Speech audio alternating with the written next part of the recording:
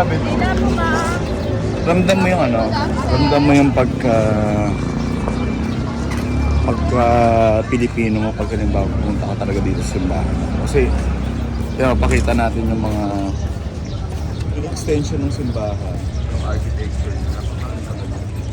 Pinay na pinay. Oo, pinay na pinay. Pakita ko sila ate, tunitingin tayo. Apa.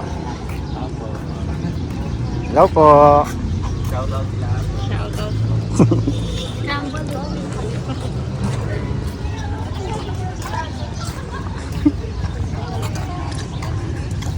Hoy, pre. Sabi ni ate nung umalis tayo. Sabi ko na nga ba, vlogger yun.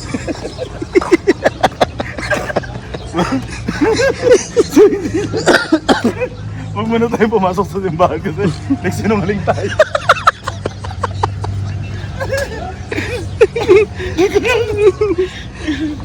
Lord, idagdag niyo muna sa mga kasalanan namin yun kasi iba talaga yung clout pag halimbawa nagpapanggap ka ng vlogger. Kasi katulad niyan, parang iba yung approach sa'yo eh, di ba? Sa mga ano ka, nakaka-discount kami dyan eh. Oo! Kunyari vlogger lang kami.